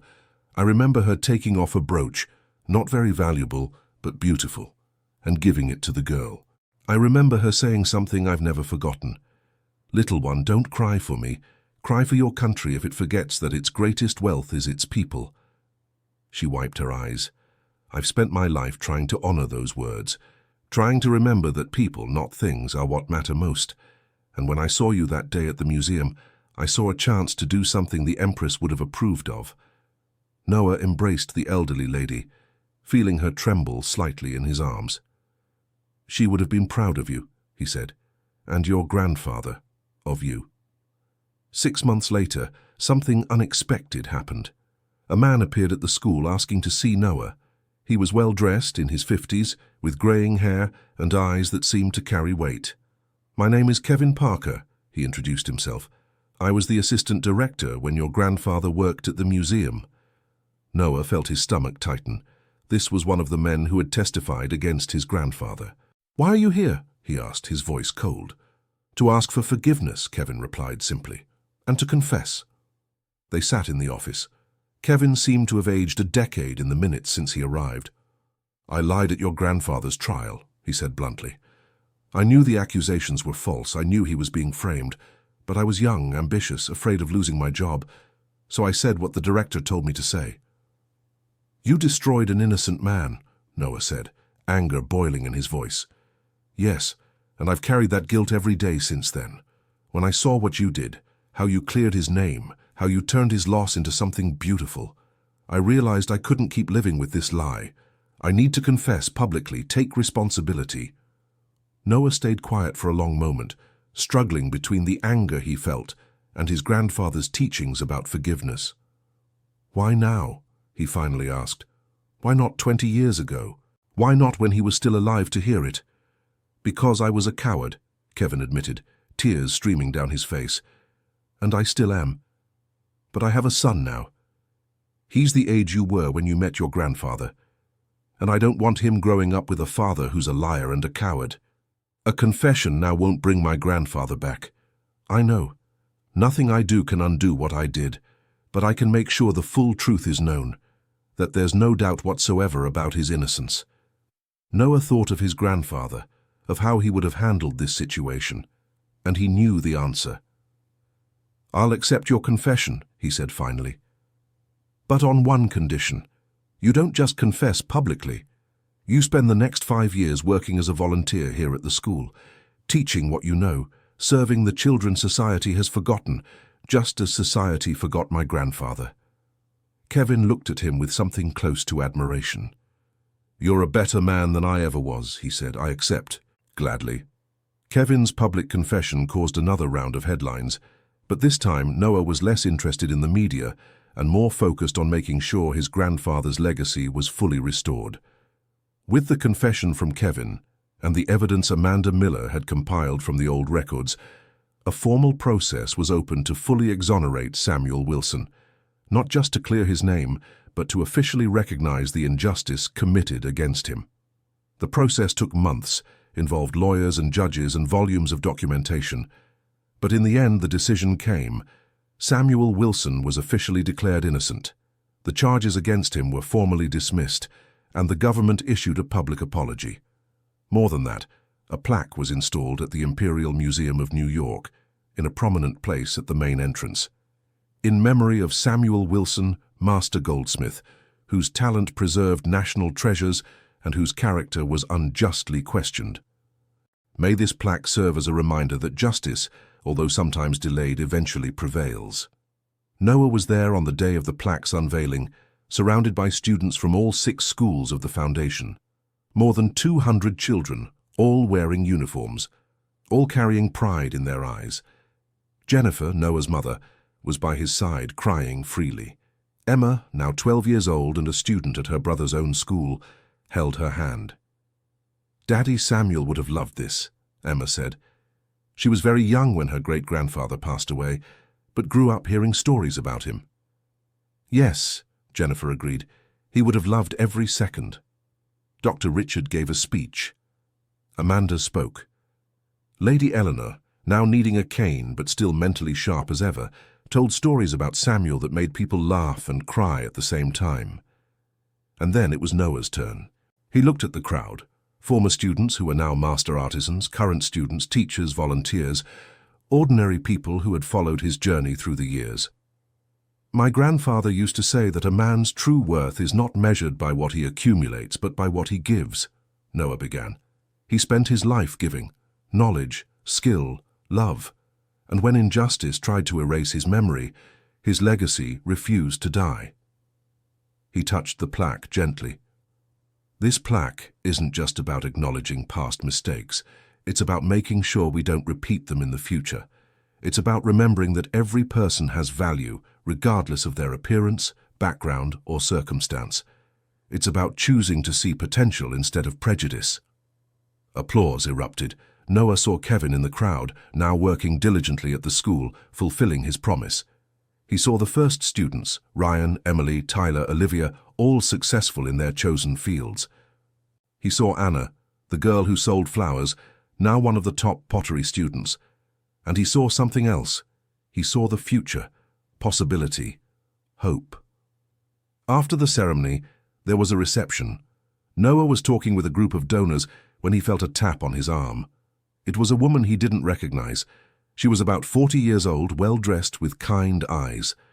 "Sorry to interrupt," she said. "My name is Rebecca Johnson.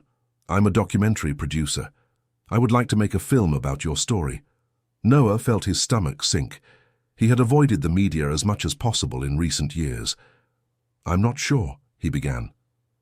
"Let me explain," Rebecca gently interrupted him. "It wouldn't be about making you look like a hero. It would be about showing the reality of children on the streets of America, about showing that with opportunity, education, and a little hope, any child can achieve incredible things. It would be about inspiring real change. I would need to think about it. Of course. But consider this. How many children are still on the streets right now at this moment, who will never hear about your school? How many could be helped if your story reached more people? Noah promised to think, and he did, for weeks. In the end, it was a conversation with the students themselves that decided him.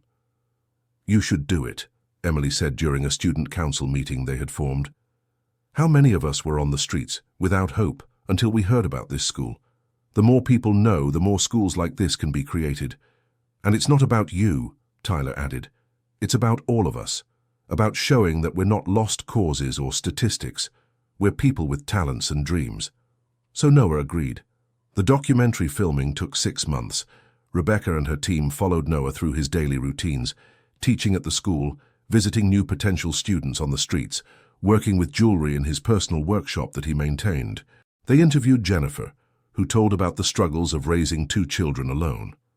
They interviewed Emma, who spoke about seeing her brother turn pain into purpose. They interviewed students, teachers, donors. They interviewed Amanda, who described the day she met Noah and how he changed her perspective on who deserves opportunities. They interviewed Dr. Richard, Kevin, Lady Eleanor, and they interviewed dozens of street children who hadn't yet secured a place in the school, showing the ongoing need. When the documentary premiered, it became a cultural sensation. It was shown at film festivals, won awards, and most importantly, inspired action. Within 3 months of the premiere, 5 new schools based on the Samuel Wilson Foundation model were opened in different cities, not officially affiliated, but inspired by the example. Donations to the foundation tripled. The volunteer list grew so fast, they had to create a formal selection process, and children came from all over the country, faster than they could accommodate. It was a good problem, but still a problem. Noah, now 21, was struggling to keep up. He had delegated many responsibilities, but still felt the weight of every decision. It was during a particularly difficult evening, when he was reviewing budgets and worrying about how to fund more expansion, that Lady Eleanor entered his office. "You're doing that thing again," she said, sitting down uninvited. "What thing?" "Trying to carry everything alone. Your grandfather did the same thing. It led to a nervous breakdown when he was 35. Noah rubbed his tired eyes. "There are so many children, so many who need help. How can I choose who to accept and who to turn away?" "You can't," Lady Eleanor said simply, "and you shouldn't. You need to accept that one person, one foundation, can't solve all problems, but you can inspire others to help. And you've already done that. It doesn't feel like enough." "It never will," she replied gently. "People with big hearts always feel they're not doing enough, but you need to trust in what you've built. Trust that other people will continue the work, that the movement you started has a life of its own now."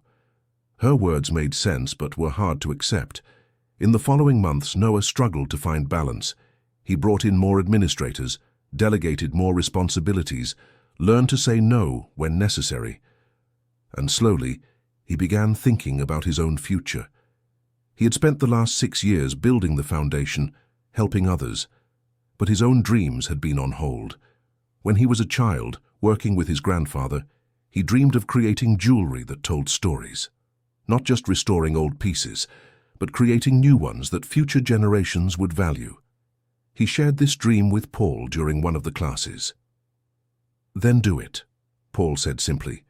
"You've built an amazing foundation. Now let other people run it while you pursue your own passion. But the foundation needs me."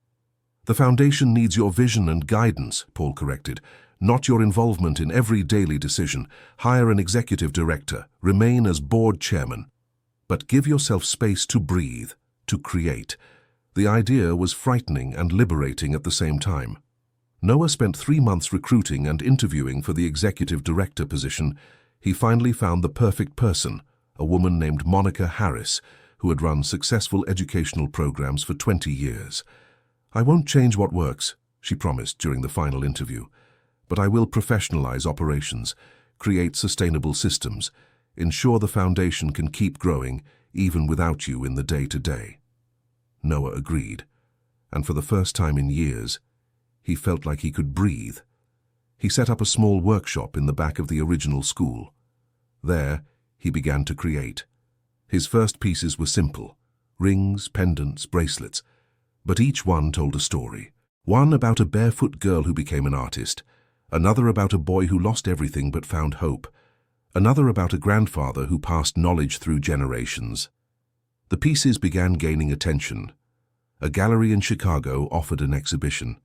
Collectors began inquiring about purchases, but Noah had other ideas. "I want to make jewelry accessible," he told Amanda. "Not just million-dollar pieces for the rich. I want to create beauty that ordinary people can buy. I want a cleaning lady to be able to buy a pretty necklace for herself without spending a month's salary." "It's a beautiful idea," Amanda replied. "But how do you profit?" "By making 2 tiers, Noah explained. "Unique, high-quality pieces for collectors, with prices that reflect the work and materials, and limited production lines of simpler designs, made with more affordable materials, but the same quality of craftsmanship. The profits from the expensive pieces fund the accessible ones." The idea worked better than he expected. Within a year, his jewelry was being sold across the country. The collector pieces sold for tens of thousands of dollars, the accessible ones for a few hundred, and both were beautiful. Both told stories. Both were made with love and skill. Noah was 24 when he received his first International Design Award, a significant honor in the jewelry world. The ceremony was in Paris, and he brought his mother. Jennifer had never left America, never flown on a plane, never seen the Eiffel Tower or the Louvre. Watching her experience everything for the first time meant more to Noah than any award could. "Your father would have been so proud," she said one evening as they dined at a Parisian cafe. "So proud of everything you've become." "You never talk about him," Noah observed. Jennifer grew quiet, stirring the wine she had barely touched. "Because it hurts," she finally admitted. "He left us when you were 3, said he couldn't handle the responsibility of a family, and I carried anger about that for so long. But seeing you now, a grown man doing amazing things, I realize you are who you are not because of him, but in spite of him. And because of you," Noah added, "and Grandpa." "Your grandfather saw something special in you from the day you were born," Jennifer recalled with a smile. "He used to say you had blessed hands, that everything you touched became better. I wish he could see now." "Who knows?" Jennifer looked up at the Paris night sky. "Maybe he can." When they returned to America, Noah felt renewed. He had proven to himself that he could succeed as an artist in his own right, that he wasn't just the boy who found the treasure, but a talented craftsman creating meaningful work. But he found that his absence, however brief, had caused unrest at the foundation. Monica was doing excellent work as executive director, but some of the decisions she made weren't popular with the longtime teachers. "She wants to modernize everything," Paul complained during a board meeting. "Computers in classrooms, new teaching methods. We're losing focus on traditional crafts." "We're not losing focus," Monica defended. "We're evolving. Traditional crafts are important, but children also need modern skills to thrive in the 21st century. But that was the school's vision," another teacher argued, "to preserve ancient techniques." "The vision was to give children tools for better lives," Noah intervened. "If that requires balancing traditional with modern, then that's what we should do." The tension in the room was palpable. "We need to vote," Monica said. "The board must decide the foundation's direction. Do we remain purely focused on traditional crafts, or do we embrace a more holistic approach to education?" The vote was close, but in the end, the holistic approach won. Some older teachers chose to leave. It was painful but necessary. New teachers arrived, bringing expertise in both traditional methods and modern technology, and the foundation continued growing. 6 years after the original discovery of the jewels, the Samuel Wilson Foundation was educating 500 children in 10 schools. Mentorship programs connected students with professionals in various industries. Partnerships with companies offered internships and jobs. The success rate was remarkable. More than 80% of students who completed the program found stable employment or started their own businesses within 6 months of graduation. And the impact went beyond numbers. Entire families were being lifted out of poverty, Communities were changing. The model was being replicated internationally. Noah received offers to expand globally. Countries in Africa, Asia, Latin America wanted to establish similar schools. It was tempting, but also frightening. "I don't know if we can maintain quality if we grow too fast," he expressed to Lady Eleanor, who was now 78 years old but still actively involved on the board. "Then don't grow fast," she advised. "Grow smartly. Establish rigorous criteria for new schools. Train administrators carefully. Keep the core values intact." That's what they did. Expansion was deliberate, careful. Each new school was closely monitored. Administrators spent months training before receiving full responsibility, and it worked. When Noah turned 27, the foundation had expanded to 15 countries. Thousands of children were being educated. Hundreds had already graduated and were thriving. But success brought new challenges. Money was a constant problem. Even with donations and income from the jewels, the costs of operating so many schools were enormous. Noah found himself increasingly focused on fundraising instead of the work he loved. "You need a development director," Monica insisted. "Someone whose full-time job is to ensure sustainable funding." "Another position to fill," Noah sighed. "Delegate or burnout," she said bluntly. "You're amazing at vision and inspiration. Not so amazing at daily operations and financial management. Let experts handle their specialties." She was right, of course.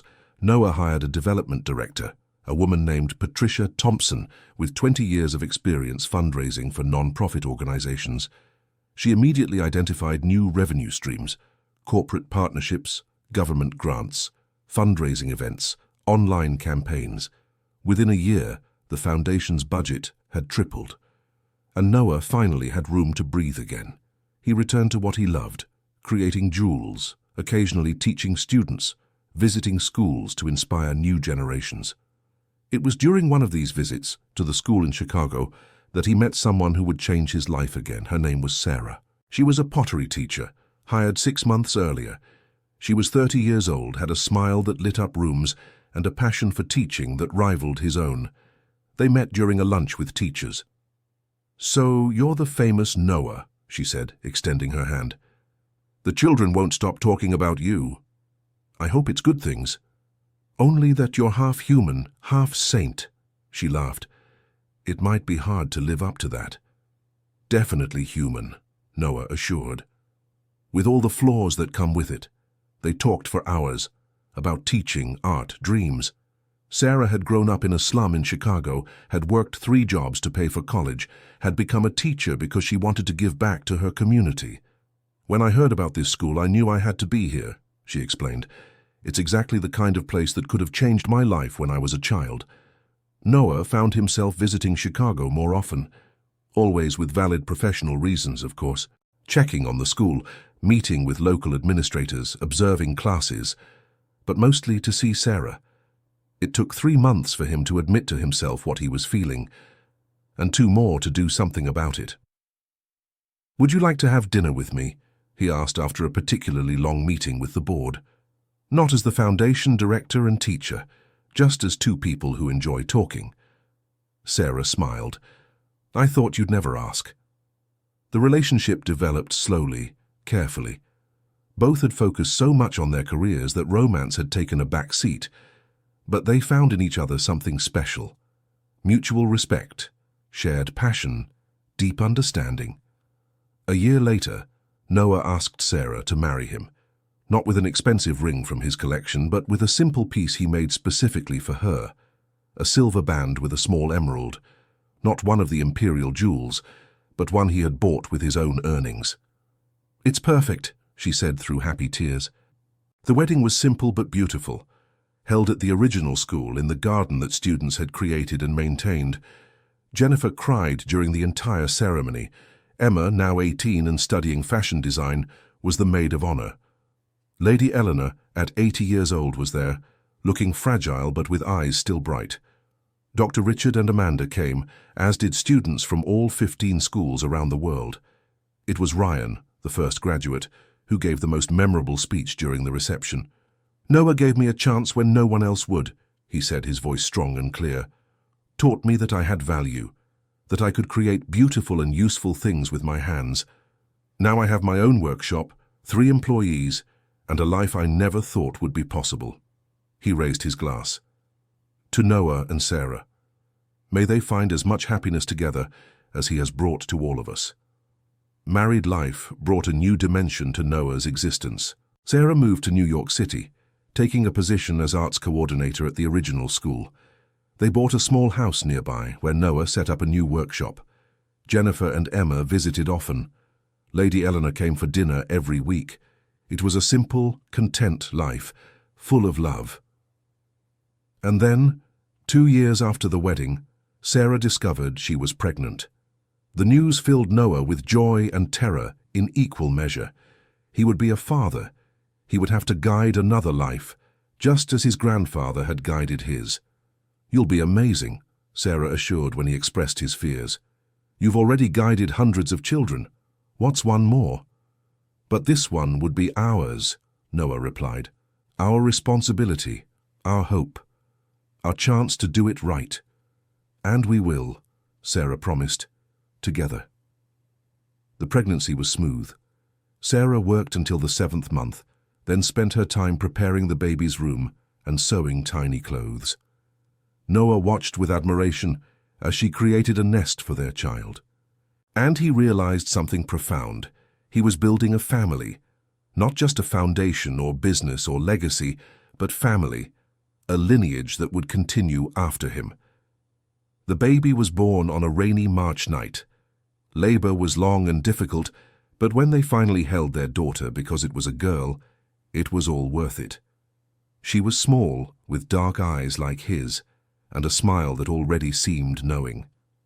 "What shall we name her?" Sarah asked, exhausted but radiant. Noah looked at his daughter, thought about everything that had happened to reach this moment. He thought of his grandfather, who had started it all. He thought of the Empress, whose generosity created opportunities for thousands. "Victoria," he said, "Victoria Eleanor, in honor of the one who started it all." Sarah smiled through happy tears. "It's perfect." The first months of parenthood were exhausting and wonderful. Noah discovered he could function on much less sleep than he thought. He learned to change diapers, to comfort a crying baby, to marvel at every little milestone. And he saw his grandfather in every moment. He saw him in the way he held Victoria with gentle hands. He saw him in the patience he found when she cried for hours. He saw him in the unconditional love he felt for this little person who depended completely on him. Lady Eleanor visited when Victoria was 3 months old. She held the baby with trembling but firm hands, tears streaming down her wrinkled face. "If Victoria Eleanor could see this," she whispered, "a child named in her honor, daughter of a boy she helped raise, the circle is complete." But Lady Eleanor was growing frail. At 82 years old, her body was finally yielding to age. She had fought for so long, remained active for so long, but now needed constant care. Noah insisted she move near them. He didn't want her to spend her final days in a distant nursing home, surrounded by strangers. "You are family," he said simply. "You've done more for me than most blood relatives do. Let us take care of you." Lady Eleanor accepted. She moved into a room on the upper floor of Noah and Sarah's house, where she could hear Victoria laughing below, where she could see the garden Sarah cultivated, where she could be surrounded by love. Her last months were peaceful. She spent her days reading, sewing, telling stories to Victoria, who was too young to understand, but seemed to listen anyway. And then, on a mild autumn evening, she called Noah to her room. "My time is coming," she said without fear. "I can feel it." "Don't talk like that," Noah pleaded. "Don't fear death, dear boy. I've lived a full and good life. I've seen things I never imagined I'd see. Most importantly, I've seen you and Sarah and Victoria. I've seen a legacy of kindness being passed forward. That's all anyone can ask for." She held his hand. "Promise me something. Promise you'll keep telling the story. Not just yours, but the Empress's, your grandfather's, all the children who were raised up. The stories need to be remembered. It's how we keep the good ones alive." "I promise," Noah whispered through tears. Lady Eleanor passed away that night, peacefully, in her sleep. She was 83 years old and had lived every one of them with grace and purpose. The funeral was large. She had touched so many lives over the years. Students came, teachers, artists, historians, all with stories about how she had helped, inspired, loved. Noah gave the eulogy. He spoke about the remarkable woman who had seen potential in a barefoot boy at the museum, who had dedicated her final years to ensuring children like him had chances to thrive. She used to say that a country's greatest wealth is its people, Noah finished, and she proved it with every action, every donation, every word of encouragement. Lady Eleanor, you were our greatest treasure, and we will miss you deeply. After the loss of Lady Eleanor, Noah felt a renewed weight of responsibility. She had trusted him to carry on the work, to tell the stories. He couldn't disappoint her. He decided to write a book. Not about himself, there was already enough written about his journey, but about all the children, about Ryan and Emily and Tyler and Olivia and Anna and hundreds of others whose lives had been changed. It took him 2 years to write. Sarah helped him, interviewing students, compiling stories, making sure every voice was heard. The book was called Where Tears Fall, Stories of Redemption and Hope. It was published when Victoria was 3. It became an instant bestseller, not because it was about Noah, but because it was about transformation, about what can happen when a society invests in its most vulnerable. Schools around the world began using it as a study text. Universities included it in education and social service curricula. Parents read it to better understand the challenges many children face. And most importantly, it inspired action. More schools were founded. More programs were created. More children were helped. Noah was 32 when he realized something profound. He had done it. He had fulfilled his grandfather's vision, honored the Empress's memory, made Lady Eleanor proud. But more than that, he had created a movement that would continue without him. The Samuel Wilson Foundation now had a life of its own, run by a dedicated team, sustainably funded, growing carefully. He could finally rest, not stop working. He would never stop completely. But he could slow down. He could spend more time with Sarah and Victoria. He could create art for the pleasure of creating, not just to fund causes. He could simply be. Victoria grew up surrounded by stories. The story of her great-grandfather, the wronged silversmith. The story of her father, the boy who found the treasure. The story of the Empress who hid jewels for future generations. When she was 6, she asked Noah why he had done it all. Why did you start the school? Why did you help so many children? Noah thought carefully before answering. Because when I was a child, many people told me I wasn't good enough. That because I was poor, because I had no shoes, because I lived on the streets. I had no worth. But my grandfather taught me differently. He taught me that worth doesn't come from money or nice clothes. It comes from within. And you wanted to teach that to other children. Not just teach, I wanted to prove it. I wanted the world to see that the children it discards can do amazing things if given a chance. And did you succeed? Victoria asked. Noah looked at his daughter, thought of the thousands of students who had passed through the schools, thought of lives changed and futures created. Yes, he answered. I think so. End of story. Now tell me, what did you think of this story? Did Noah make the right decisions? Do you think the way he honored his grandfather's memory was appropriate? I'd love to read your opinion in the comments. Leave your like and subscribe to the channel for more moving stories like this one.